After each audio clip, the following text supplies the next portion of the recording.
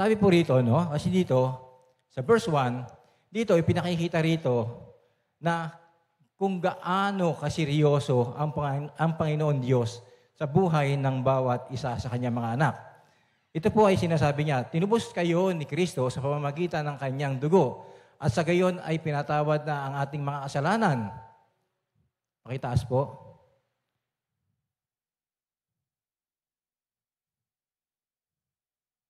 Ganon kadakila ang kanyang kagandahang loob.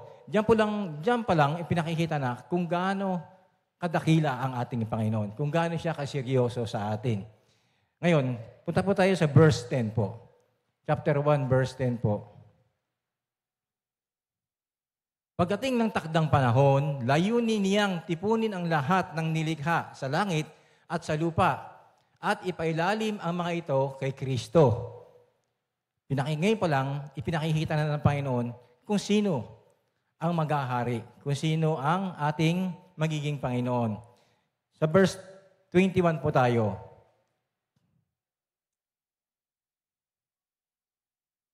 Verse 21 po ng chapter 1. Kaya't nasa ilalim ng kapangyarihan ni Kristo ang lahat ng paghahari, kapamahalaan, kapangyarihan, at pamunuan ng kalangitan.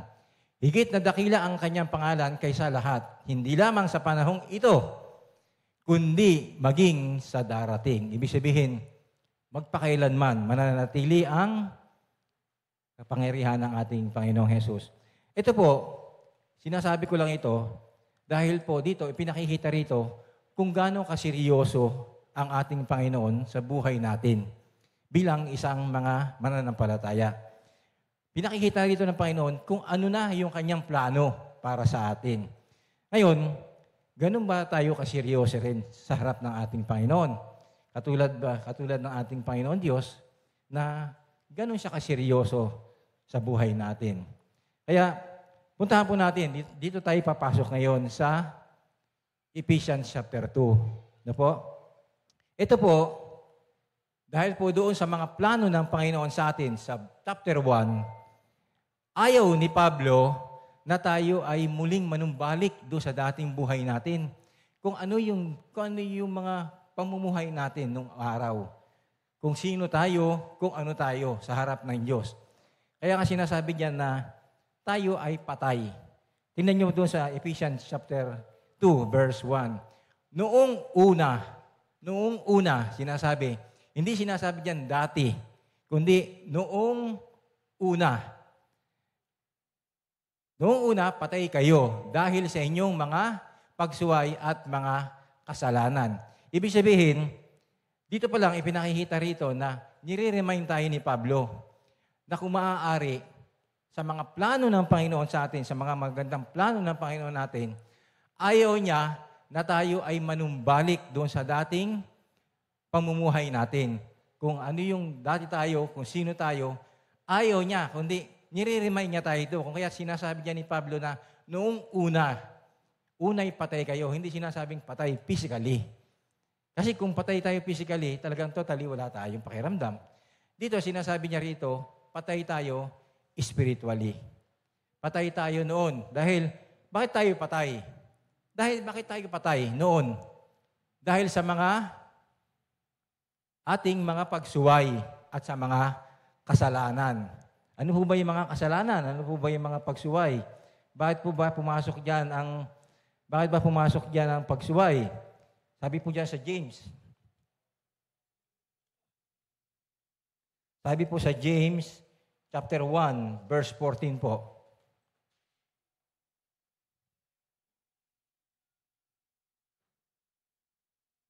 Natutokso ang tao kapag siya ay naakit at napatangay sa kanyang sariling nasa. Ibig sabihin, sa sarili mo mismo. Ikaw mismo ang nagpapatokso. Ibig sabihin, kaya nga sinasabi niyan, natutokso ang tao kapag siya ay naakit at nagpatangay sa kanyang sariling nasa. 15 po. Kapag ang nasa ay tumubo at nag-ugat sa kanyang puso, magbubunga ito ng pagkakasala. Diyan po sumapasok ngayon ang pagsuway.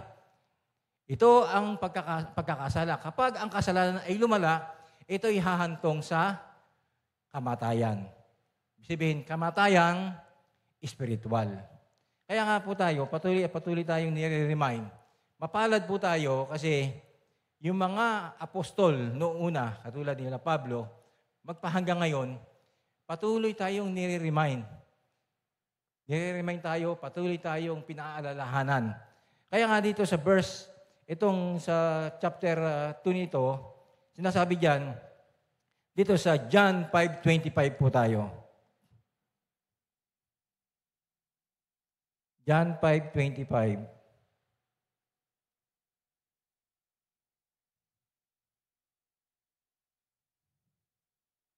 Pakatandaan nyo na darating ang panahon at ngayon na nga, na maririnig ng mga patay. Sino po ba yung mga patay? Tayo, di ba? Maririnig ng mga patay ang tinig ng anak ng Diyos. At ang sino mang makinig sa Kanya ay mabubuhay. Di po ba? Yun, doon pa lang ipinakikita na dyan ng ating Panginoon na tayo ay mga dating mga patay. Patay sa kasalanan. Punta po tayo sa Colossians 2:13.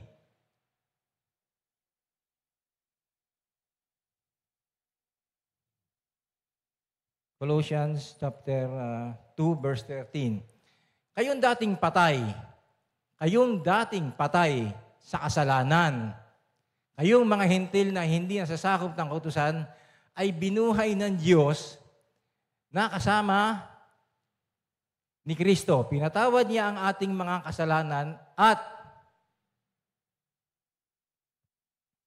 pinawalang bisa ang lahat ng nasulat sa alintuntunin laban sa ating, pati ang mga pangungutang kaugnayan nito. Pinawi niya ang lahat ng ito nang ipako siya sa krus. Ibig sabihin, diyan pumapasok ang kabutihan ng ating Panginoon. Ano po? Kaya punta po tayo sa verse 2 po. Sa verse 2. Sa verse 2 po ng chapter 2.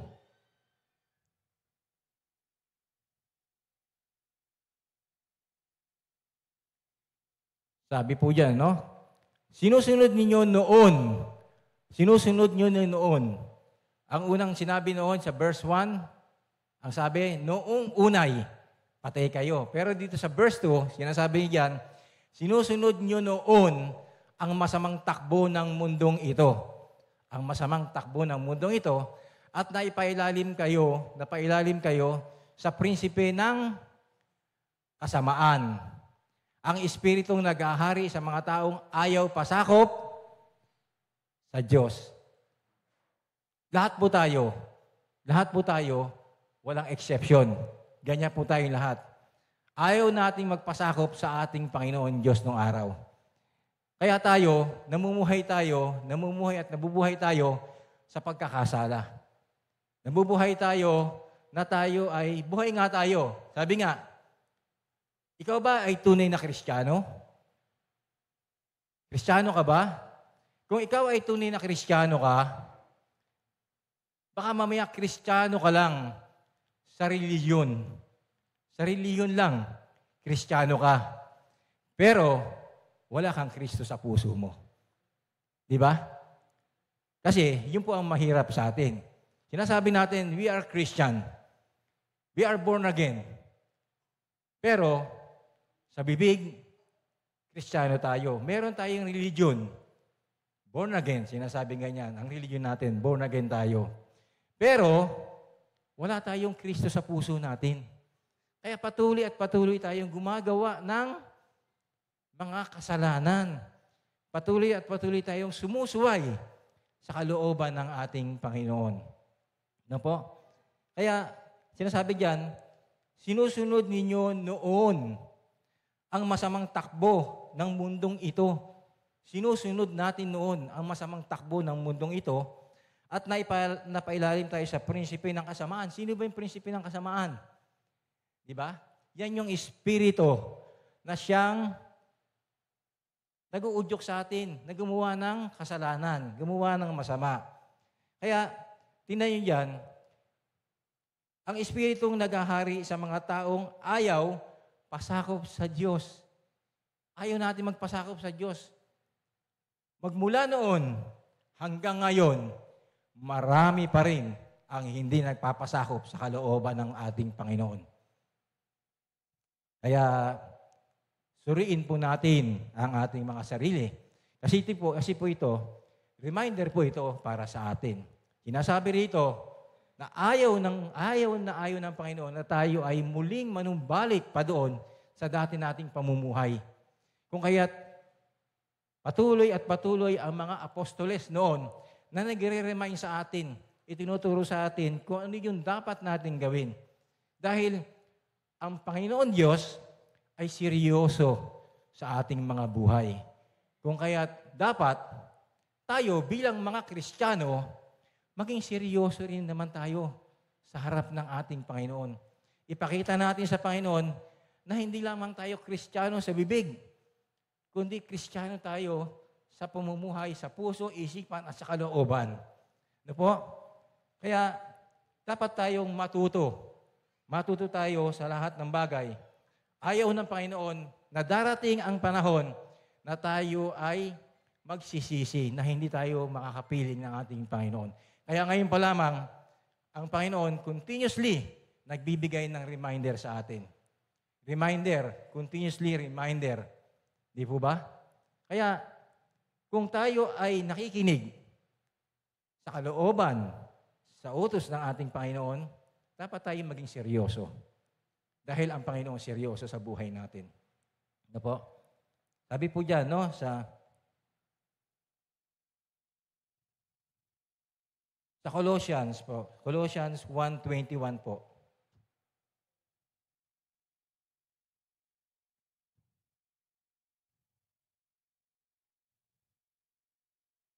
Dati kayo'y malayo sa Diyos.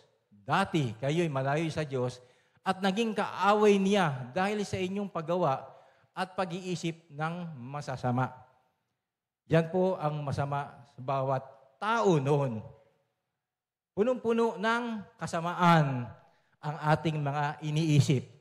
Punong-puno. Marami tayong iniisip, pero ang iniisip natin, puro kasamaan. Against sa ating Panginoon. Against sa ating kapwa. Marami tayong iniisip, pero kailanman, hindi tayo nakapag-isip para sa ikabubuti ng iba, kundi ang iniisip natin, kundi paano tayo makakagawa ng masama sa iba. Kaya sinasabi niya, iniisip ng masama. Pag-iisip ng masama. Tingnan niyo po niya sa 1 Corinthians. Ito po. 1 Corinthians 6:10.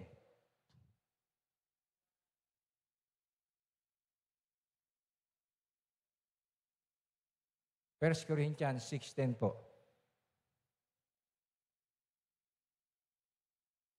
Nagnanakaw, sakim, naglalasing, nanlalait ng kapwa, o nandaraya ay walang bahagi sa kaharian ng Diyos. Verse 11 po. Ganyan ang ilan sa inyo noon. Sinasabi, sa inyo noon. In the past na naman. Di ba? Ganyan ang ilan sa inyo noon. Subalit kayo'y pinatawad na sa inyong mga kasalanan at ginawa na kayong banal ng Diyos. Pinawalang sala na rin kayo sa pangalan ng Panginoong Hesukristo at sa pamamagitan ng Espiritu ng ating Diyos. Ibig sabihin, wala na tayo doon sa dati nating pamumuhay. Di ba? Pinakikita pa lang dyan ng Panginoon na tayo ay hindi na nasasakop ng mga ganong uri ng kasalanan. Kasi nga, binago na tayo. Punta po tayo sa verse 3 po, no? Ephesians chapter 2, verse 3.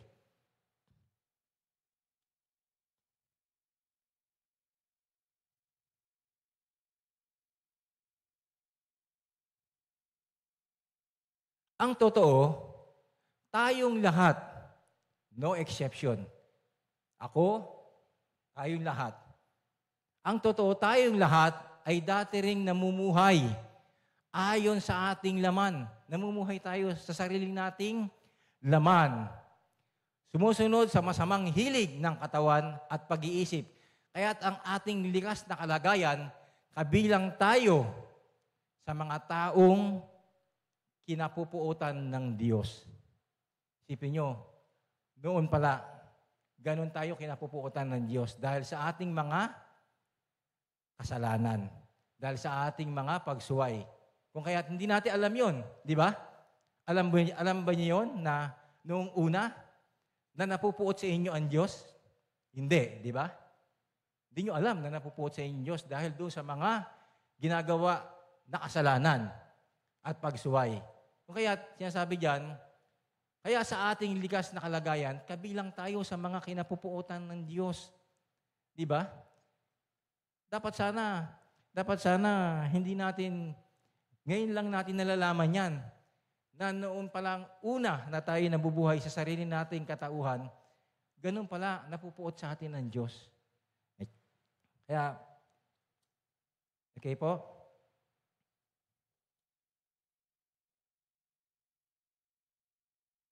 Sa Isaiah 64:6 po. Isaiah 64:6.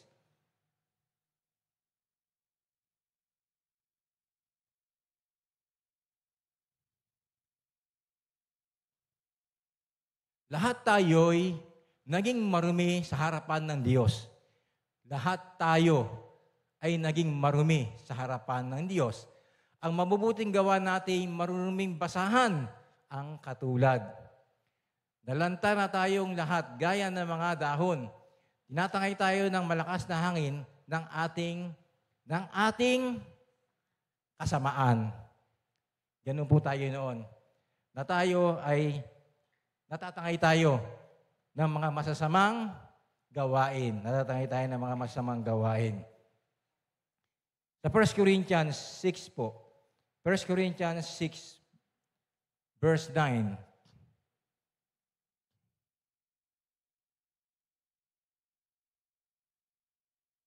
At sinabi niya, verse 9 po yan, 1 Corinthians.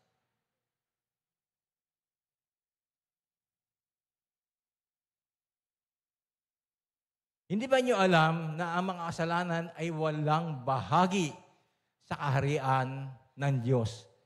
Hindi ba niyo alam na ang mga makasalanan ay walang bahagi sa kaharian ng Diyos? Huwag inyong dayain ang inyong sarili. Huwag nating dayain ang ating sarili. Huwag tayong mapagkunwari sa harap ng Panginoon. Huwag tayong maging plastic sa harap ng Panginoon. Dahil lahat ng ginagawa natin, nakikita ng Panginoon. Kahit na anong gawin mo, kahit na saan ka magtago, lahat ng ginagawa mo, nakikita ng Panginoon. Kaya nga, ang mga nakikiapid, sumasamba sa Diyos-Diyosan, nangangalunya, nakikipagtalik sa kapwa, pakitaas po, lalaki o babae. Yan po yung karumal-dumal sa harap ng ating Panginoon. Di ba? Kaya tayo iwasan na natin, kalimutan na natin, iwanan natin kung ano yung dati nating pamumuhay. Mamuhay tayo ayon sa kalooban ng ating Panginoon. Di po ba? Sa verse 4 na po tayo. Verse 4 po. Ng chapter 2.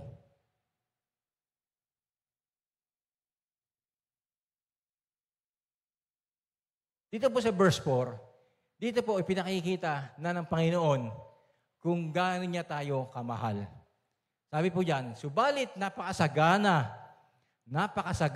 ng habag ng Diyos at napakadakila ng pag-ibig niya sa atin. Yan po yung sa verse 1. Nung una pa lang, yan na ang plano ng Panginoon sa atin. Kaya lang, doon sa chapter 2, nire-remind tayo ni Pablo na wag na tayong bumalik pa doon sa dati nating pagkatao, sa dati nating buhay. Pero dito sa verse 4, sinasabi rito, subalit napakasagana. Napakasagana. Ano ba yung napakasagana? Napakayaman ng habag ng Diyos at napakadakila ng pag-ibig niya sa atin. Pinakikita dyan, napakadakila ng pag-ibig niya sa atin. Ibig sabihin, katulad ng sinasabi ko, ganun kaseryoso ang Diyos sa buhay ng bawat isa sa atin. Ano po? Ephesians 1:7 po tayo.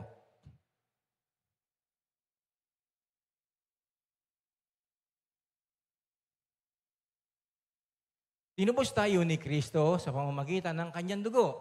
At sa gayon ay pinatawad na ang ating mga kasalanan. Pinatawad na ang ating mga kasalanan. Wala na po tayong kasalanan. Maliban na lamang kung tayo po ay patuloy at paulit na gumagawa ng kasalanan. Kaya po, tayo ay pinatawad na ng ating Panginoon sa ating mga kasalanan. Gayon kadakila ang kanyang kagandahan loob. Kadakilaan na naman ng Panginoon ang sinasabi kung gaano siya kadakila. Ano po? Kaya, suriin natin ang ating sarili. Matuto tayong suriin ang ating puso, ang ating kalooban. Mamaya, di natin alam na meron palang nananatiling kasalanan dyan sa ating puso. Kaya kinakailangan tayo ay nagpapasuri, tayo ay patuloy na humihingi ng tawad sa ating Panginoon. Dahil alam ng Panginoon, hindi tayo perpekto. Alam ng Panginoon na tayo ay nagkakasala. Minsan nagkakasala tayo sa pag-iisip. Hindi man natin sinasadya, nagkakasala tayo, nakakapag-isip tayo ng masama. O kaya nakakapagsalita tayo ng hindi mabuti.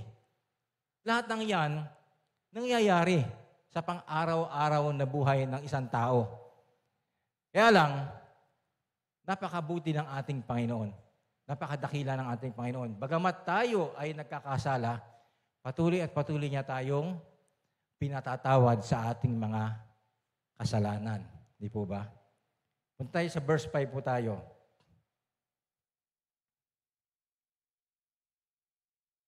Tayo ay kanyang pinili.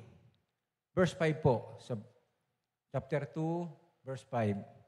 Ephesians chapter 2, verse 5 po. Tayo'y binuhay niyang kasama ni Kristo. Tayo'y binuhay niyang kasama ni Kristo. Noong tayo'y mga patay. Mga patay pa dahil sa ating mga pagsuway. Sa ating pagsuway. Naligtas nga kayo dahil sa kanyang kagandahang loob. Naligtas tayo sa kabutihan ng ating Panginoon. Kaya nga, kung titingnan natin, dapat kung gaano kaseryoso ang Panginoon sa buhay ng bawat isa sa atin, tayo, pakita natin. Kasi alam niyo kung bakit? Pagbaba mo dyan, ginajudge ka na ng mga tao. Ginajudge ka na ng mga tao.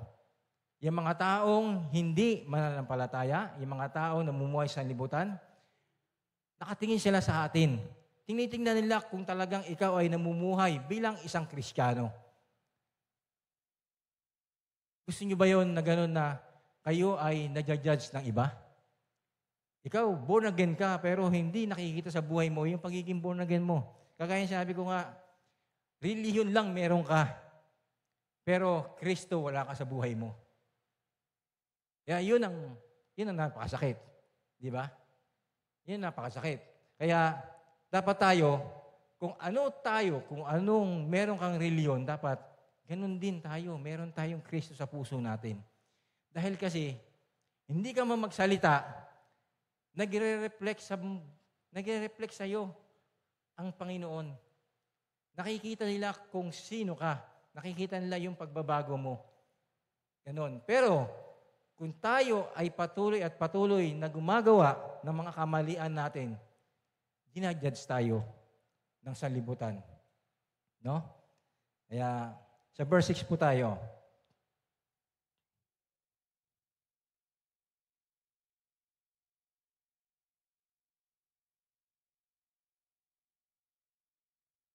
Sabi po yan, dahil sa ating pakikipag-isa kay Kristo, Jesus, tayo'y muling binuhay na kasama niya upang mamunong kasama niya sa kalangitan. Yan po yung sinasabi kanina sa chapter 1. Di po ba? Doon sa sinasabi sa chapter 1 na tayo ay titipunin ng ating Panginoon. Yung mga nasa langit at maging yung mga nasa lupa.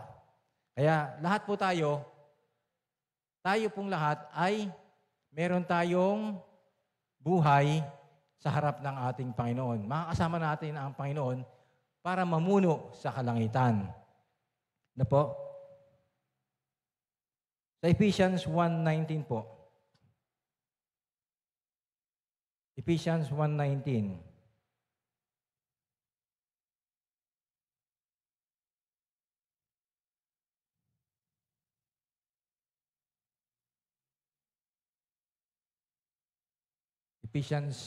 Ephesians 1:19 po yan. At kung ano ang di masukat na kapangyarihang kaloob niya sa atin na mga nananalig sa Kanya, ang kapangyarihang ding yun, ang muling bumuhay kay Kristo at nag-upo sa Kanya sa kanan ng Diyos sa kalangitan. Kaya meron po tayong pagkakataon, meron po tayong chance na makapiling natin ang Panginoon kung tayo ay talagang susunod sa Kanyang kalooban. Kasi kung minsan po, dumadaan tayo sa isang trial. Trial po. Example, trial. Kung ikaw ay talagang sumusunod sa kalooban ng Panginoon, any circumstances, anuman ang mga pinagdadaanan mo sa buhay, nagtitiwala ka sa Panginoon, di ba? Nagtitiwala ka sa Panginoon na kayang lutasin ng Panginoon anuman ang mga pinagdadaanan mo, anuman ang mga problema mo. Kung meron ka mang karamdaman, kayang-kayang pagalingin ng Panginoon. Bakit pa tayo lalapit sa Panginoon? Bakit pa tayo mananalangin sa Panginoon kung hindi rin lang tayo naniniwala na kayang tugunin ng Panginoon yung ating mga ipinapanalangin? Di ba? Bakit tayo lumalapit sa Kanya? Kasi nagtitiwala tayo na kayang gawin ng Panginoon kung ano man yung ating mga ipinapanalangin sa Kanya. Kaya, purihin ang Panginoon.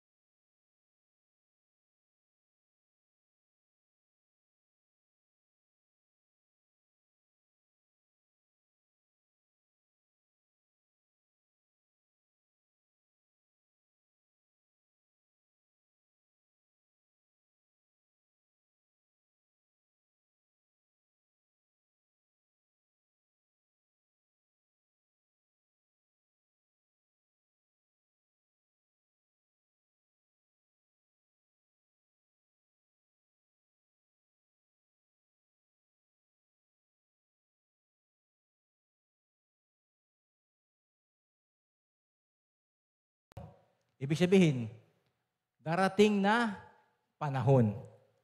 Ibig sabihin, ngayon, magpakailanman.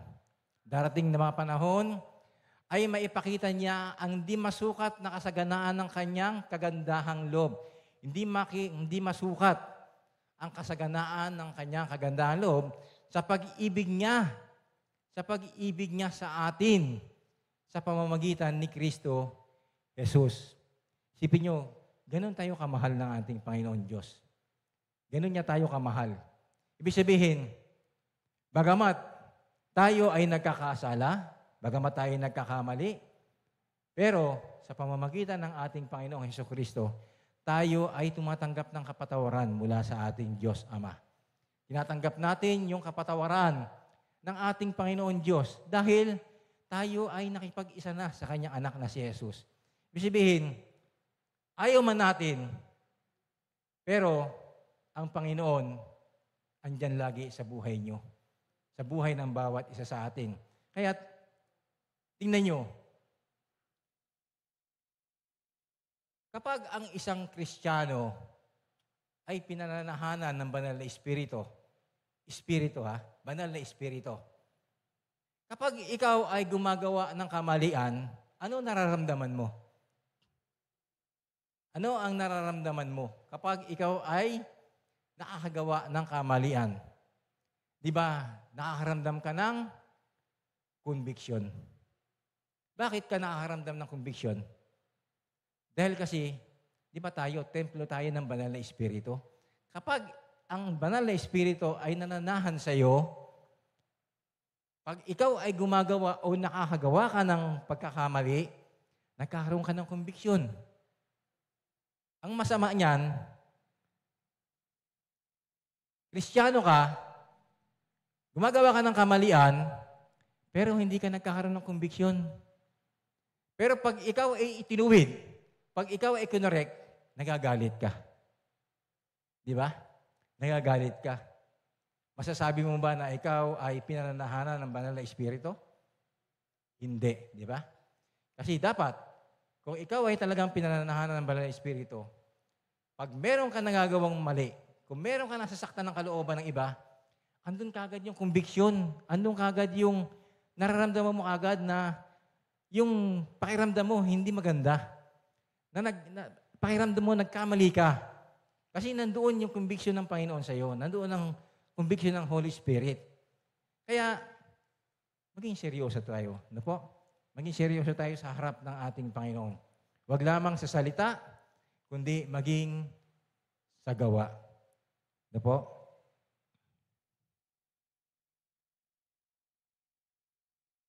Sa Titus po, sa Titus 3, chapter 4. Ngunit nang mahayag sa atin ang kabutihan at pag-ibig ng Diyos na ating tagapagligtas, iniligtas niya tayo hindi dahil sa ating mabubuting gawa, hindi dahil sa ating mabubuting gawa, kundi dahil sa Kanyang habag,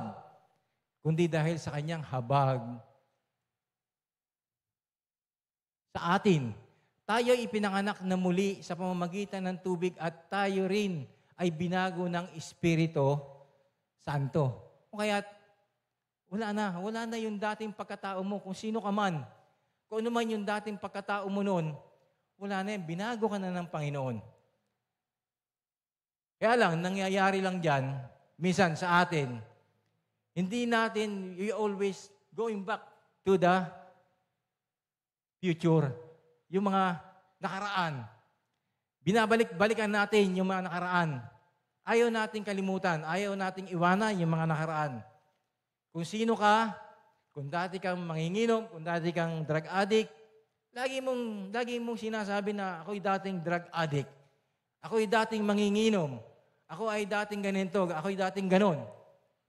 Sabihin, hindi mo makalimutan na binago ka na ng Panginoon. Dapat wala na yun sa iyo.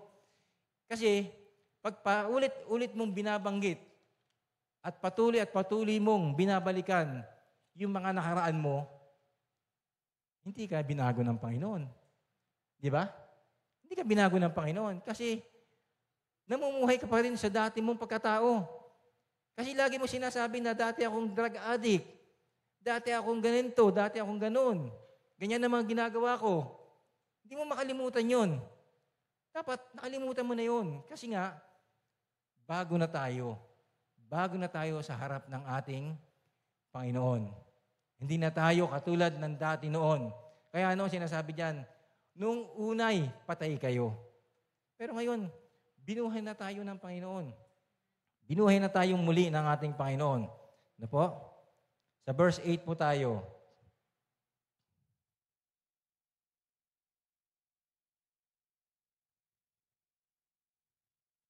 Sapagkat dahil sa kagandahang loob ng Diyos, kayo ay naligtas sa pamamagitan ng pananampalataya. At ang kaligtasang ito ay kaloob ng Diyos at hindi sa pamamagitan ng inyong sarili. Kasi, kung ikaw man ay may bisyo, kung ikaw man ay merong bisyo nung araw, paulit-ulit mo sinasabi na, hindi na ako maninigarilyo, hindi na ako iinom. Pero pagkalipas ng 2 araw, naninigarilyo ka na naman. Umiinom ka na naman. Bakit? Kasi nga, hindi mo tinatanggap kung ano man yung kaloob sa iyo ng Panginoon. Hindi mo pinipilit, hindi mo hinahayaan na baguhin ka ng Panginoon. Pinipilit mong baguhin ang sarili mo. Pinipilit mong baguhin ang sarili mo. Hindi mo kayang baguhin ang sarili mo. Di ba? Hindi natin kayang baguhin ang sarili natin. Kasi kung tayo ang magbabago sa sarili natin, hindi natin kaya. Paulit-ulit tayong gagawa at gagawa ng kamalian. Pero kung hahayaan natin ang ating Panginoon, ang banal na Espiritu, ang gagawa para ikaw ay baguhin, mababago ka. Di ba? Mababago ka. Di po ba? Kaya, punta po tayo sa Ephesians chapter 2, verse 5.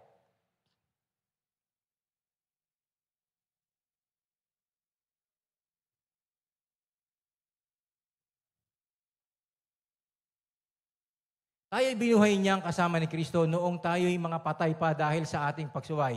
Naligtas nga kayo dahil sa kanyang kagandahang loob. Ibig sabihin, patuloy at patuloy na pinapaalala tayo ng Panginoon na tayo ay naligtas dahil sa kagandahang loob ng ating Panginoon.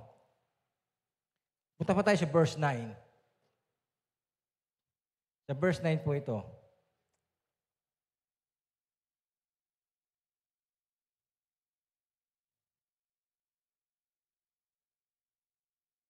Verse 9 po, chapter 2, verse 9.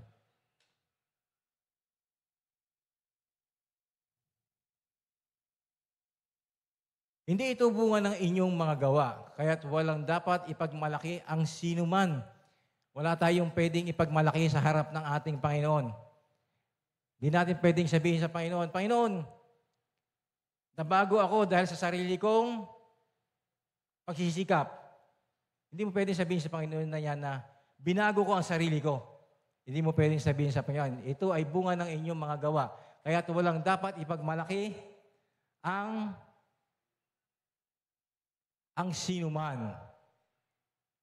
Puntahan po natin yung Romans 3:20. Romans 3:20.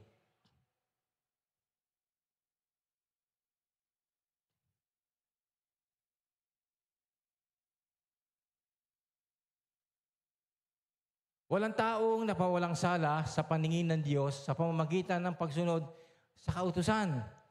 Dahil ang gawain ng kautusan ay ang ipamukha sa tao na siya'y nagkasala. Di ba? Kaya nga yan yung Bible eh. Ang Bible, ipinapaalala sa atin ng Bible kung sino tayo. Ipinakikita sa atin ng Panginoon na ganyan tayo nagkakasala. Di ba? Kaya sinasabi niyan, ipamukha sa tao na siya'y nagkasala. Ano po? Sa verse 10 na po tayo. Verse 10.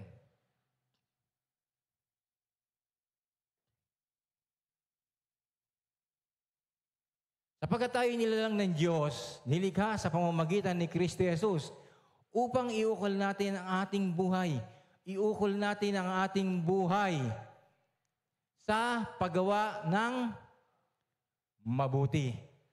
Paggawa ng mabuti. Yan ang layuning pinili ng Diyos para sa atin noong una paman. Doon sa verse 1, yan na ang plano sa atin ng Panginoon sa chapter 1.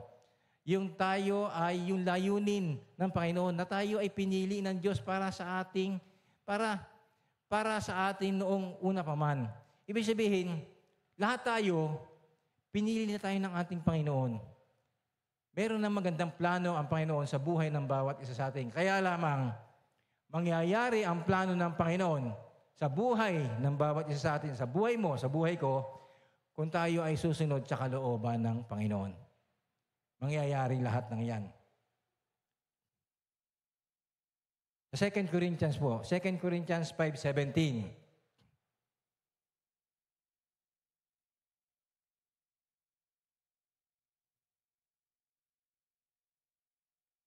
Kaya't kung nakipag-isa na kay Kristo ang isang tao, kung nakipag-isa na kay Kristo ang isang tao, isa na siyang bagong nilalang. Wala na ang dati niyang pagkatao. Sa halip, ito'y napalitan na ng bago. Ibig sabihin, yung kung sino ka man ngayon, wala na yung dating pagkatao mo. Wala na kung sino man. Binago ka na ng Panginoon. Kaya nga sinasabi diyan, no? Diyan sa 17, isa na siyang bagong nilalang. Wala na ang dati niyang pagkatao. Sa halip, ito'y napailalim, napalitan na ng bago. Hindi napalitan yung muka. Yung muka ganun pa rin. Ang napalitan yung ugali. Yung pamumuhay natin, napalitan na ng ating Panginoon. Kaya, yun po. Kaya, dito po sa Ephesians, ipinapaalala sa atin ng Panginoon na dapat tayo maging seryoso tayo. Paano tayo pinili ng Panginoon? Paano niya tayo pinili? Kung paano niya tayo minahal? Kung paano niya tayo iniahanda? Kung paano yung mga plano niya para sa atin? Maging seryoso tayo. Kaya, kung tayo ay nagiging seryoso sa pagiging buhay natin, Kristiyano, sabi nga dyan, kung ikaw ay talagang sumusunod sa kalooban ng Panginoon, kaya mo bang mag-invite? Kaya mo bang mag-invite kung ikaw ay isang estudyante? Kaya mo bang mag-invite ng kaklasmate mo para umattend ng church? Kaya mo bang gawin yon? Kaya, di ba? Kung talagang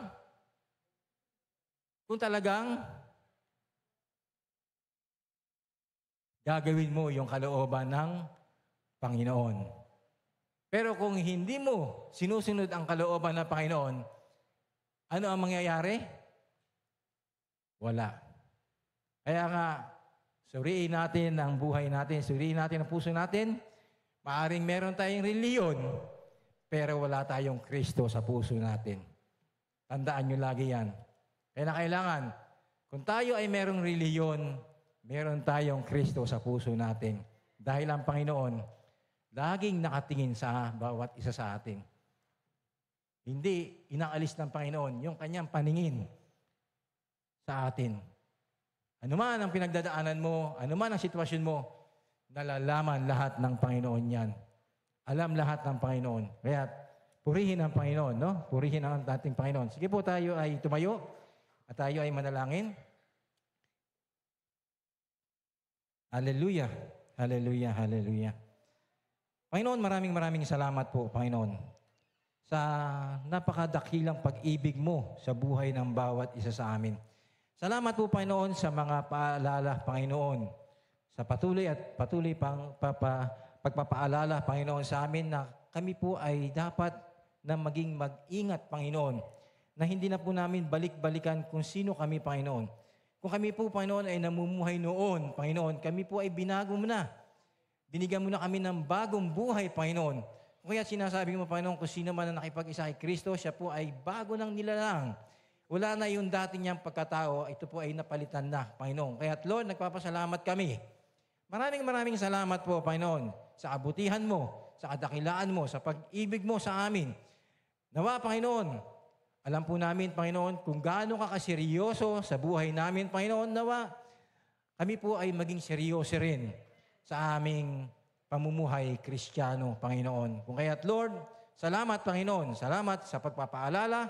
Salamat sa reminder always, Panginoon, na ginagawa mo sa amin. Ito po, Panginoon, ang aming samot panalangin. Sa pangalan ni Jesus, Amen.